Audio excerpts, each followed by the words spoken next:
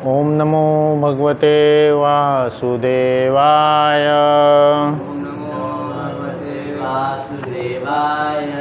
ओम नमो भगवते वासुदेवाय। ओम नमो भगवते वासुदेवाय। ओम नमो भगवते वासुदेवाय। ओम नमो भगवते वासुदेवाय। नारायणं नमस्कृत्यं नारायणं नमस्कृत्यं नारं चैव नरोत्तमं नरं चैव नरोत्तमं देवीं सरस्वतीं व्यासं देवीं सरस्वतीं व्यासं ततो जयमुदीरये।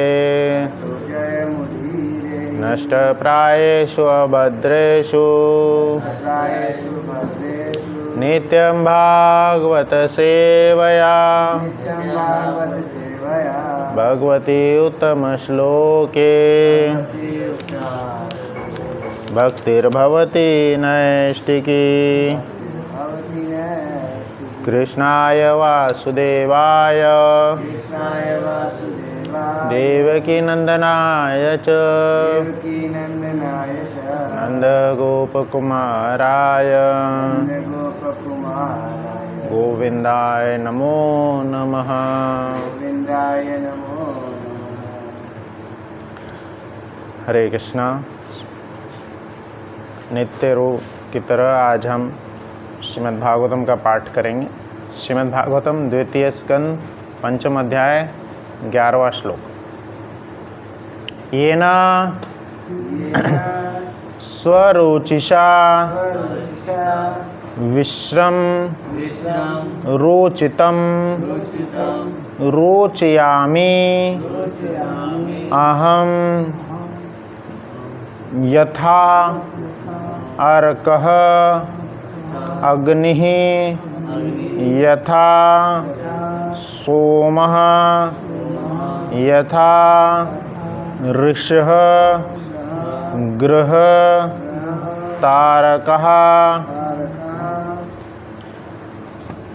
येन स्वरोचिषा विश्रम रोचितं रोचयाम्यहम्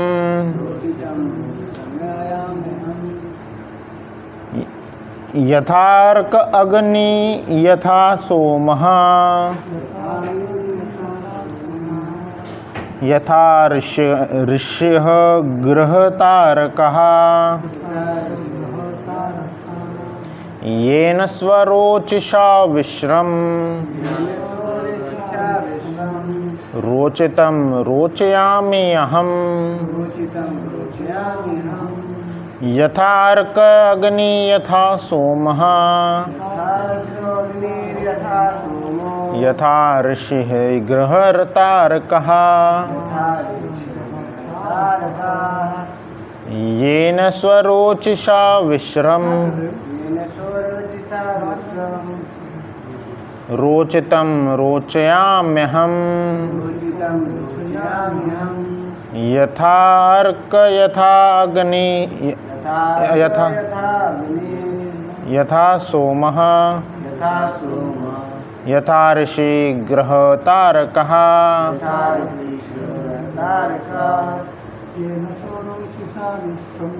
येन स्वरोचिषा विश्रम रोचितं रोचयाम्यहम् यथार्क अग्नि यथा सोमः यथा गृहतारकः येन स्वरोचिषा विश्रम रोचितं रोचयाम्यहम् यथार्क यथा सोमः यथा ऋषिः गृहतारकः येन स्वरोचिषा विश्रम रोचितं रोचयाम्यहम् यथार्क यथा सोमः यथा ऋषि गृहतारकः शब्दार्थ, अनुवाद एवं तात्पर्य श्रील एसी भक्तिवेदांत स्वामी प्रभुपाद के द्वारा। शब्दार्थ। श्रील प्रभुपाद की जय। येन जिनके द्वारा स्वरोचिषा अपने तेज से विश्रम सारा जगत रोचितम पहले से रचा हुआ रोचयामी प्रकट करता हूँ।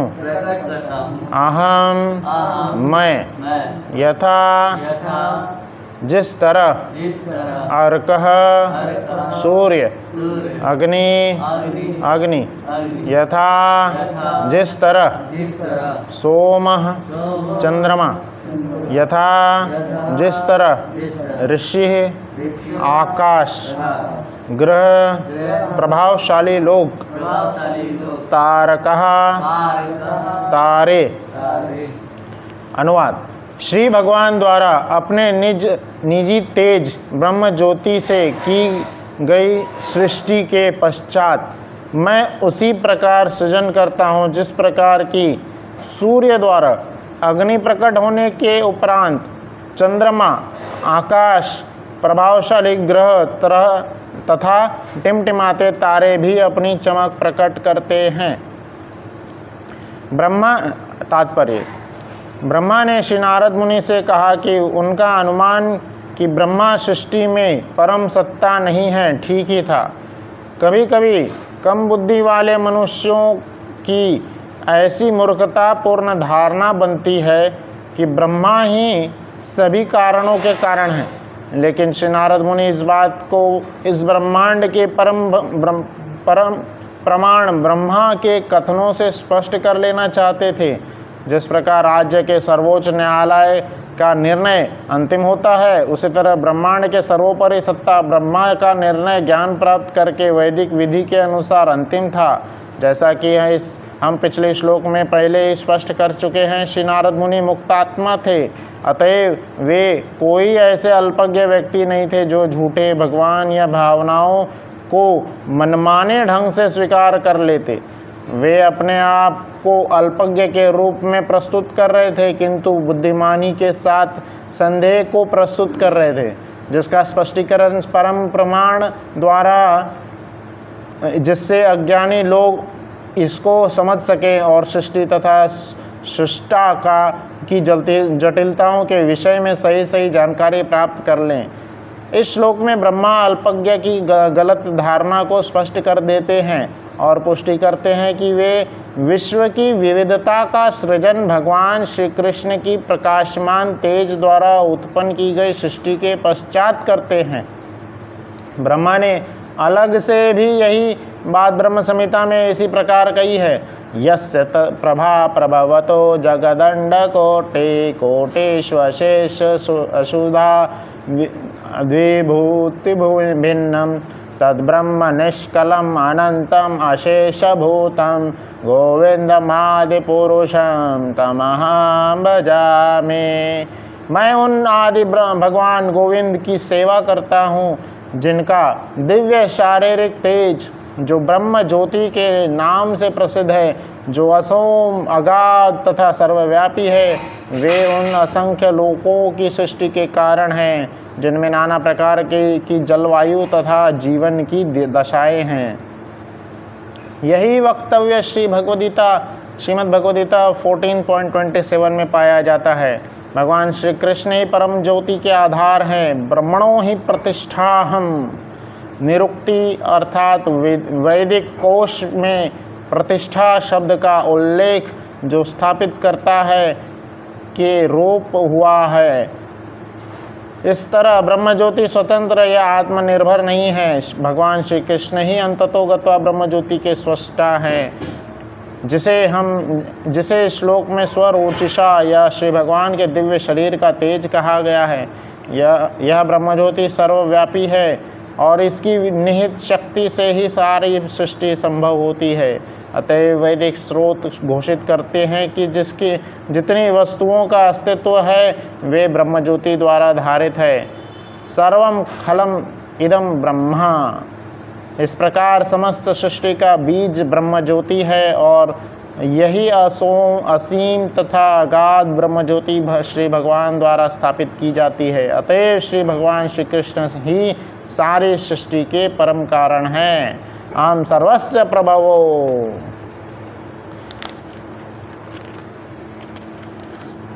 हमें यह अपेक्षा नहीं करनी चाहिए कि श्री भगवान लोहार की तरह हथौड़े तथा अन्य औजारों से सृजन करते होंगे।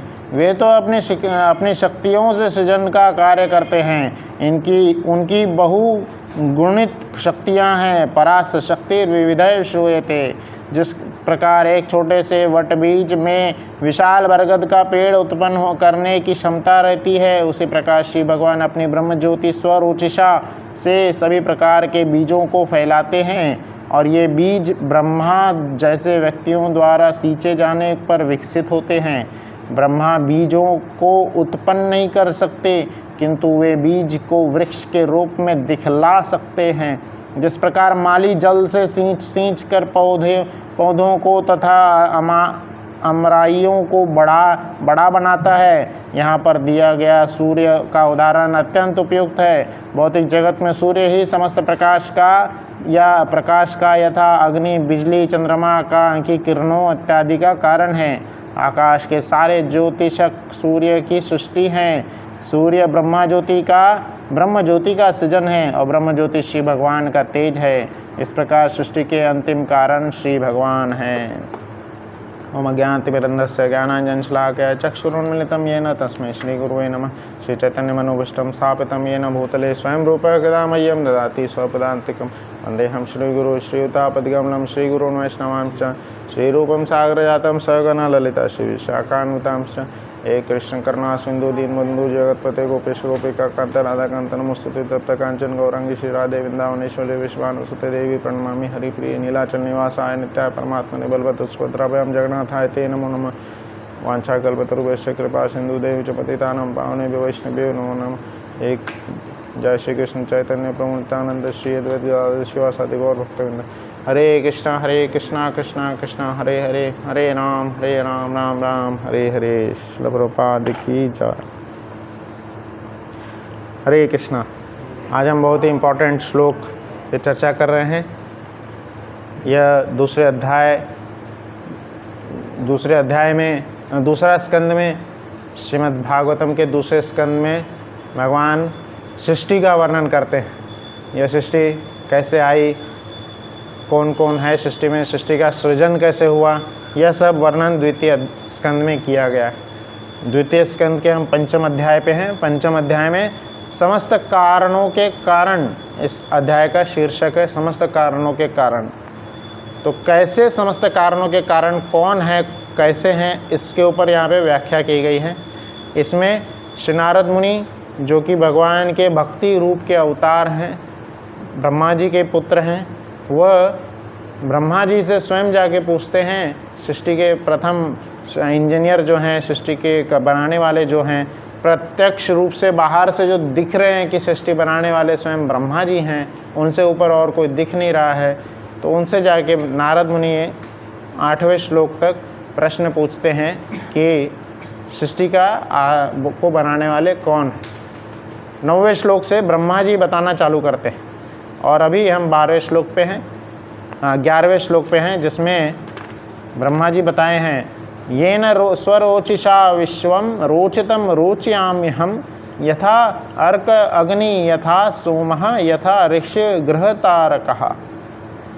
श्री भगवान द्वारा अपने निजी तेज ब्रह्म ज्योति से की गई सृष्टि के पश्चात मैं उसी प्रकार सृजन करता हूँ जिस प्रकार की सूर्य तथा अग्नि प्रकट होने के उपरांत चंद्रमा, आकाश, प्रभावशाली ग्रह तथा टिमटिमाते तारे भी अपना चमक प्रकट करते हैं। तो यहाँ पे बहुत सुंदर चीज़ बताई गई है। ब्रह्मा जी अपनी असलियत को छुपाते हुए नहीं, एज इट इज़ प्रसन्नता पूर्वक बता दे रहे हैं, प्रसन्नता पूर्वक भगवान का उल्लेख कर दे रहे हैं। तो ऐसे कई बार हम बाहर की दुनिया में देखते हैं कि अगर कोई व्यक्ति बहुत ही तारीफ़ करते हुए आपके क्रिएशन का के बारे में पूछ रहा है, जैसे सपोज़ आपने कुछ बनाए हैं और वो आपको किसी और से आइडिया चुरा के बनाए होंगे, आपने कहीं और से आइडिया लेके बनाए होंगे, या किसी और ने बनाना सिखाया होगा, पर आपने बनाए और आप खड़े हैं वहाँ पे, तो फिर कैसा है कि अगर कोई व्यक्ति आके बोल रहा है वाह कितना सुंदर बनाए हैं, तो ज़्यादातर क्या होता है, सभी व्यक्ति क्या बोलते हैं, हाँ हाँ मैंने बनाया है, मैं जानता था इसको, मैं इसका ओरिजिनल क्रिएटर हूँ। जैसे आजकल की दुनिया में हम देख सकते हैं साइंटिस्ट बहुत सारी चीज़ों का निर्माण कर रहे हैं, जो कि पहले से ही वेद शास्त्रों में इधर उधर सब लिखा हुआ है, पर एक चीज़ होती है क्या, नोबेल प्राइज़ और क्रेडिट लेना। उसमें एक वर्ड है, तो वो बोलते हैं कि वो स्टैंप लेकर के वो करवा लेते हैं, हाँ ये मेरा है। तो इस तरह से कोई भी व्यक्ति अगर कुछ भी क्रिएशन कर रहा होता है और उससे अगर बहुत अच्छा क्रिएशन हो जाता है, कहीं से देख के कर रहा है, चुरा के कर रहा है, कहीं से लेके कर रहा है, तो कोई भी व्यक्ति अपना श्रेय देना ही नहीं चाहेगा किसी और को। वो क्या बोलते हैं, मैंने किया, मेरे दिमाग में आइडिया आया, मैंने किया ये चीज़। पर यहाँ पे ब्रह्मा जी स्वयं बोल रहे हैं, ऐसा नहीं 3-4 श्लोक के बाद बोलेंगे, 9वें श्लोक से बोलना चालू किया, उसी श्लोक से ये सीधा बोल दिया, नहीं, हम नारद मुनि पूछ रहे थे क्या ये आपने किए, उसी समय रोकते हुए बोल रहे हैं, नहीं, कई सारे एग्जाम्पल देते हुए बता रहे हैं। तो इसमें इस श्लोक में बहुत सुंदर सा एक एग्जाम्पल दिए हैं, सूर्य का एग्जाम्पल दिए हैं। सूर्य का एग्जाम्पल किस तरह से देते हैं कि सूर्य स्वयं प्रकाशमान होता है। प्रभुपाद जी उसको और ज़्यादा डिटेल बताते हुए कह रहे हैं, सूर्य कैसे प्रकाशमान होता है, ब्रह्म ज्योति के द्वारा। सूर्य ब्रह्म ज्योति की ज्योति को, तेज को लेके प्रकाशमान होता है। ब्रह्म ज्योति क्या है, भगवान के दिव्य शरीर से निकला हुआ तेज है। तो सूर्य प्रकाशमान हो रहा है, और ये सूर्य है क्या है, स्वतः प्रकाशमान होता है। पर उसके बाद कई सारे आकाश में और भी चीज़ें हैं, जैसे चंद्रमा, सितारे, बिजली, यह सब क्या है, और भी बाकी सब ग्रह, नक्षत्र, ये सब क्या है, सूर्य के तेज को लेकर के प्रकाशमान होते हैं। सूर्य के तेज से उसका कुछ अंश लेकर के प्रकाशमान होते हैं। जैसे हम रात में चंद्रमा को देखते हैं, तो सूर्य के तेज के द्वारा चंद्रमा प्रकाशित हो रहा है, और उस प्रकाशित चंद्रमा को हम देख पा रहे हैं। हमें लगता है कि चंद्रमा प्रकाशमान है, पर साइंस भी एक्सप्लेन करते हैं कि सूर्य के तेज के द्वारा चंद्रमा और अन्य सितारे प्रकाशित हो रहे हैं। तो ब्रह्मा जी इसी उदाहरण को यहाँ पे बता रहे हैं, जिस प्रकार से बाहर से प्रतीत होता है कि चंद्रमा प्रकाशित है, पर चंद्रमा खुद की एनर्जी के द्वारा, खुद के तेज के द्वारा प्रकाशित नहीं होता है, यह सूर्य का तेज ग्रहण करके उसको दूसरों को दिखा देता है। तो उसी प्रकार से यहाँ पे सृष्टि के बारे में यहाँ पे बता रहे हैं। ब्रह्मा जी को किससे कंपेयर कर रहे हैं, सर्वोच्च न्यायालय से कंपेयर कर रहे हैं। तो नारद मुनि क्या है, सर्वोच्च न्यायालय का निर्णय जैसे अंतिम होता है, वैसे ब्रह्मा जी का अंतिम निर्णय सुन रहे हैं कि ब्रह्मा जी सर्वोपरि सत्ता हैं। तो उनके निर्णय का ज्ञान प्राप्त करना ही, वो जो भी देंगे वो वैदिक विधि के हिसाब से देंगे। जैसे न्यायालय पे जो न्यायाधीश रहते हैं वह कुछ भी गलत नहीं बोलते हैं, वह जो भी बोलते हैं लॉ बुक के हिसाब से बोलते हैं, और वो सब कोट करते हुए बोलते हैं हाँ इस लॉ बुक के हिसाब से ये लॉ है, इस लॉ के हिसाब से आपको ये दंड मिलना चाहिए, तो ये मिलता है। तो वैदिक विधि के हिसाब से ब्रह्मा जी यह ज्ञान दे रहे हैं कि यह जो सृष्टि हुई है, यह मैंने नहीं किया है। मैं यहाँ पे बहुत सुंदर सा एक और चीज़ बताते हैं, स्वरोचिषा, पहले से वह रचित था, भगवान द्वारा रचित था, मैं उसको से प्रकाशित कर रहा हूँ। जिस तरह से एक जिगसॉ पज़ल होता है, जिगसॉ पज़ल, तो जिगसॉ पज़ल में ड्राइंग पहले से ही बना हुआ होता है, ड्राइंग जो है उसमें जो बनाना है पहले से ही बना होता है। तो एक बच्चा क्या करता है, सिर्फ उसको इधर उधर टुकड़े जोड़ जोड़ के अरेंज कर देता है बस। और कोई व्यक्ति पूछेगा किसने बनाया, तो बच्चा बोलेगा कि मैंने बनाया है ना, पर ऐसा नहीं होता है ना। दिख रहा है कि बच्चा बनाया है, पर वो ड्राइंग पहले से बनाया हुआ है। बच्चे ने क्या किया है, सिर्फ उसको पार्ट्स को असेंबल किया है। तो वैसे ही पहले ही भगवान की सृष्टि जो है भगवान के तेज के द्वारा, स्वयं कृष्ण के द्वारा प्रकाशित की गई है, ये बना दी गई है। अब ब्रह्मा जी क्या कर रहे हैं, उसको सिर्फ एक्सप्लोर कर रहे हैं, एक एक पार्ट को असेंबल कर रहे हैं। स्वयं ब्रह्मा जी अपने एक अलग रचना में, जिसका नाम है ब्रह्म संहिता, उसमें यह वर्णन करते हैं, यस्य प्रभा प्रभवतो जगदंड कोटि कोटिष्वशेष सुधा विधि विभित भिन्नम तद्ब्रह्म निष्कलम अनंतम अशेष भूतम गोविंदमादि पुरुषम तमहं भजामि। बोलते हैं यस्य प्रभा प्रभवतो जगदंड कोटि, जिनकी प्रभा से जगदंड कोटि अनंत जगत जो है वो प्रकाशमान होते हैं। कोटि मतलब अनंत, अनंत करोड़ों, और जगत जो है प्रकाशमान होते हैं। कोटिष्व अशेष वसुधा विभीति भिन्नम, तो ऐसे कई सारे कोटि जगत हैं जो ब्रह्म ज्योति के नाम से, ब्रह्म ज्योति के द्वारा उनकी अगाध ब्रह्मा ज्योति जो कि अगाध है, सर्वव्यापी है, उसके द्वारा प्रकाशित होते हैं।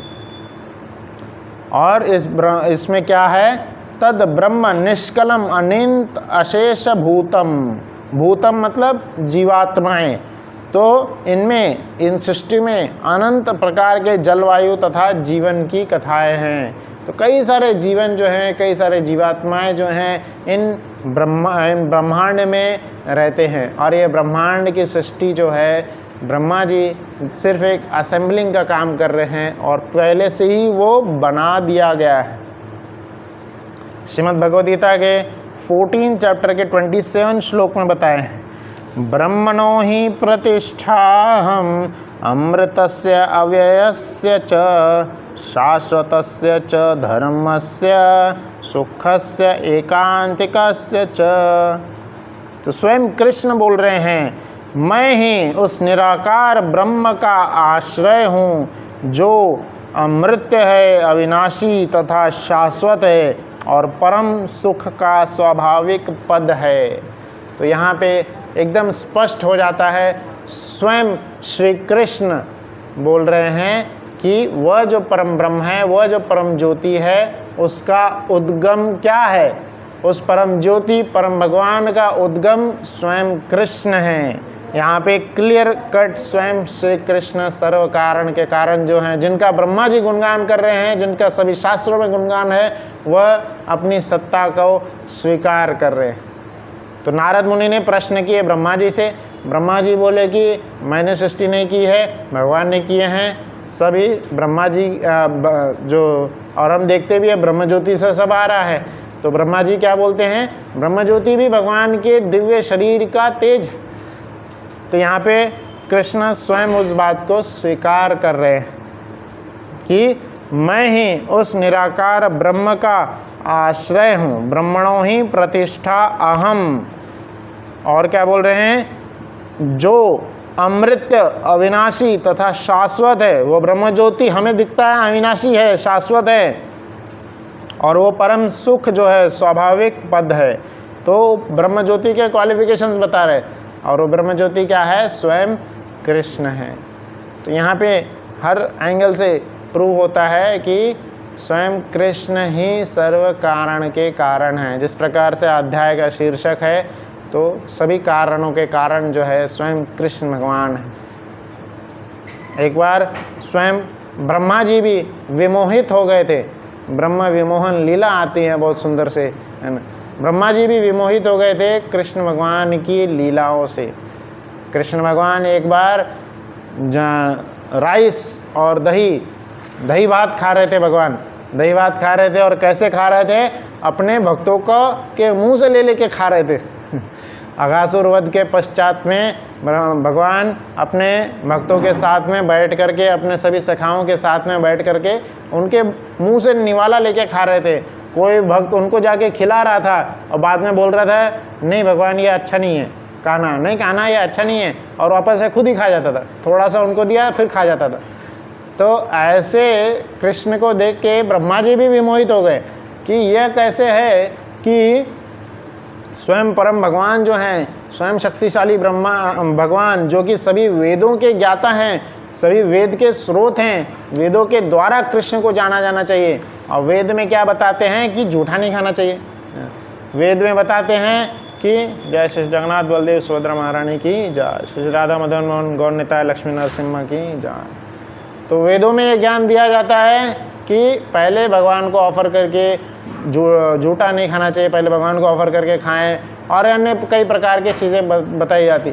और भगवान स्वयं भगवान जो हैं, वेदों के ज्ञाता, जो वेदों के स्रोत जो हैं, वह क्या कर रहे हैं, अपने भक्तों के मुख से छीन के खा रहे हैं और आधा लेके खा रहे हैं। भक्त पहले ही खा ले रहा है, भगवान को बाद में दे रहा है। तो ऐसी लीलाओं को देख करके ब्रह्मा जी बहुत ज़्यादा विमोहित हो गए। बोले मैं चेक करूँगा कि ये सही में भगवान है कि नहीं है, कि ऐसे ही आ गए। तो ब्रह्मा जी स्वयं जाते हैं इस बात को स्पष्टी करने के लिए कि ये स्वयं कृष्ण है कि नहीं।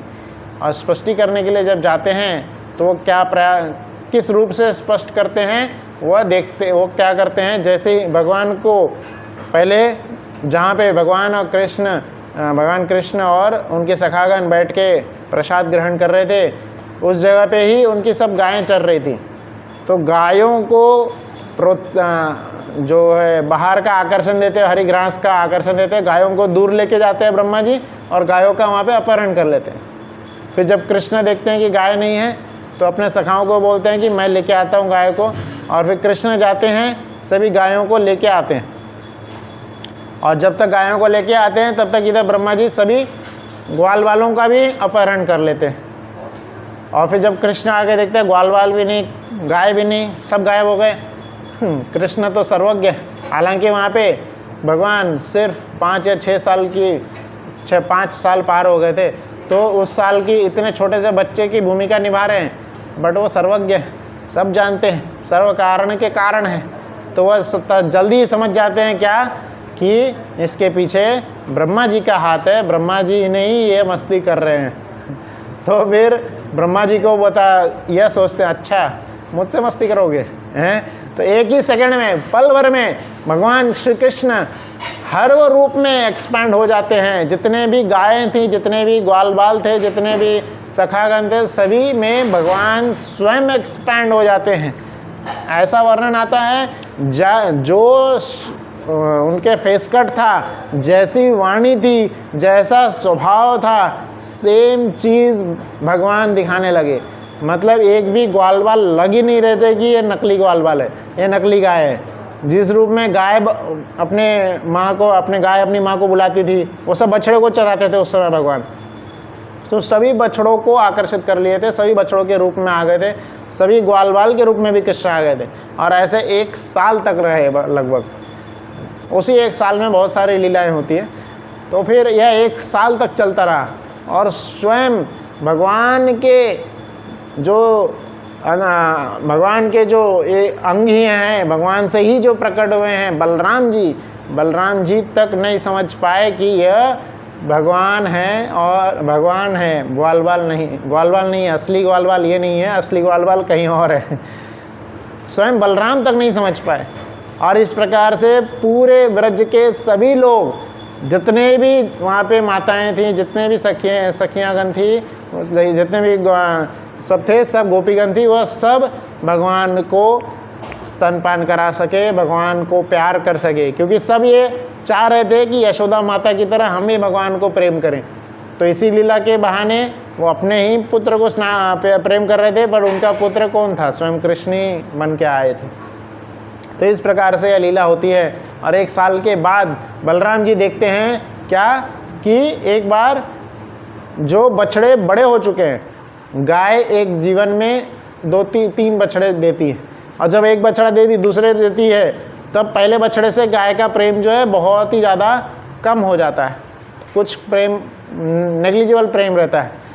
पर यहाँ पे क्या देख रहे हैं, गाय अपने पुराने बछड़ों को इतना प्रेम कर रही है, इतना प्रेम कर रही है। दूर पे बछड़े दिख रहे हैं, गाय दौड़ पे उनके जा रही है, उनको प्रेम कर रही है, उनको चाट रही है, उनको स्मरण कर रही है। और ये तो ठीक है, जो बच्चे और पापा में कभी नहीं बनती थी, है ना, बलराम जी सब जानते ही थे, इनमें तो कभी नहीं बनती है, हमेशा एक दूसरे को डांटते बांटते रहते हैं। ये तो एक दूसरे में इतना प्रेम कर रहे हैं, तो प्रेम का नदियाँ बह रही है, सब बालक सब पिता बच्चे को प्रेम कर रहे हैं। क्यों? क्योंकि वो बच्चे और कोई नहीं, स्वयं कृष्ण है। कृष्ण जहाँ है, प्रेम और ऐसा स्वभाव एकदम आकर्षण तो रहेगा ही रहेगा। कंस ने प्रतिज्ञा की थी कि कृष्ण जो देवकी माता है उनके अष्टम गर्भ को मार देंगे। जब देवकी माता के हमेशा एंटी में रहते थे, देवकी को एकदम ऐसे देखते रहते थे, कब मार दो इसको, कब मार। और जैसे ही अष्टम गर्भ के रूप में स्वयं कृष्ण आते हैं उनके घर में, देवकी माता के प्रति जाके ऐसे माफ़ी मांगते हैं, वो ऐसे प्रणाम करते हैं, तो कंस का भी स्वभाव चेंज हो जाता है। तो भगवान के प्रेजेंस मात्र से ही सभी प्रकार के शुभ गुण सब जगह दर्शाते हैं। तो जब बलराम जी ने देखे तो वो कृष्ण से जाके पूछते हैं, ये क्या हो रहा है, कैसे हो रहा है ये, आप कैसे ये सब कर रहे हैं? तो कृष्ण बताते हैं, थोड़ा समय रुको, जो लीला चल रही है चलने दो, जब ये अंत होगा आपको सब कुछ स्वयं पता चल जाएगा। और वो बता देते हैं ब्रह्मा जी की यह मस्ती है। तो कुछ समय के बाद में क्या होता है, ब्रह्मा जी उन ग्वाल बालों को छुपाने के लिए ऊपर गए थे और वो अपने लोक से वापस आते हैं, उतने में ही एक क्षण गुजरता है, उनका एक क्षण हमारा एक साल गुजरता है। और एक साल मतलब यहाँ पे यह सारी लीलाएं हो चुकी होती है। और एक साल के बाद जब ब्रह्मा जी आते हैं, देखते हैं कि वह सब बच्चों को चुरा के लेके गए थे, और यहाँ देख रहे हैं कि वही सब बच्चे एज इट इज़ है, उनका चारों सिर घूमने लग जाता है। अभी तो मैं लेके गया था इसको, अभी यहाँ पे वापस कैसे आ गए? तो वापस ऊपर देखते हैं अपने दिव्य दृष्टि से, वहाँ भी हैं, यहाँ भी हैं, वहाँ भी एज इट इज़ हैं, यहाँ भी हैं, मतलब वो जहाँ पे रखे थे वहाँ भी है, यहाँ भी है। ब्रह्मा जी पूर्ण रूप से जो है भ्रमित हो जाते हैं और अपना सारा घमंड चूर चूर करके सीधा उसी समय जाके भगवान के चरणों में गिर जाते हैं और भगवान को जाके नतमस्तक होके बोलते हैं, हे कृष्ण, हे मधुसूदन, मुझसे बहुत बड़ी गलती हो गई। और वहीं पे श्रीमद् भागवतम के 14th चैप्टर में उनका बहुत बड़ा प्रार्थना आता है। यह लीला 13th चैप्टर में वर्णन की गई है और 14th चैप्टर में ब्रह्मा जी के प्रार्थनाओं के बारे में बताया गया है। इतनी लंबी प्रार्थना करते हैं और इस तरह से ब्रह्मा जी जब प्रार्थनाएं ख़त्म कर देते हैं, स्वयं कृष्ण क्या करते हैं कि अपना असली रूप दिखाते हैं कि वह सारे ग्वाल बाल जो हैं किस रूप में प्रकट हो जाते हैं, सब विष्णु बन जाते हैं। विष्णु स्वरूप चतुर्भुज रूपधारी विष्णु बन जाते हैं। सारे ग्वाल बाल और सारे गाय जितने भी थे तो सब चतुर्भुज रूपधारी विष्णु बन जाते हैं। और वो सब चतुर्भुज रूप विष्णु बनने के बाद में वो सब विष्णु जो है कृष्ण में समा जाते हैं। तो इस तरह से वर्णन आता है कि स्वयं विष्णु के भी जो स्रोत हैं वह कृष्ण हैं। तो यहाँ पे बता रहे हैं सर्व कारण कारणम, सभी कारणों के स्रोत कृष्ण है। इस सृष्टि में सब कुछ सभी जगह पे तेज ब्रह्म ज्योति से आता है। सब जगह सब लोग ब्रह्म ज्योति में विलीन होना चाहते हैं और ब्रह्म ज्योति से ही सूर्य प्रकाशमान होता है, सूर्य से ही पूरा जगत प्रकाशमान होता है। ब्रह्म ज्योति का अंश आता है भगवान श्री कृष्ण से। तो ऐसे ब्रह्मा जी जो हैं स्वयं यह लीला करके बता रहे हैं, स्वयं बता रहे हैं कि मैं जो है कौन हूँ। स्वयं कृष्ण के द्वारा सृष्टि की गई है पहले से ही, उसको बस असेंबल कर रहा हूँ, उसको बस एज इट इज़ रख रहा हूँ। असली सृष्टिकर्ता मैं नहीं हूँ। और इस सृष्टि में बहुत सारे ग्रह नक्षत्र भी हैं, जैसे यहाँ श्लोक में वर्णन आया था ग्रह नक्षत्रों का। तो कई सारे ग्रह नक्षत्र भी हैं इस सृष्टि में और कई सारे लोक भी हैं। तो ऐसे ही ये तो इस श्लोक के बारे में कथा हुआ।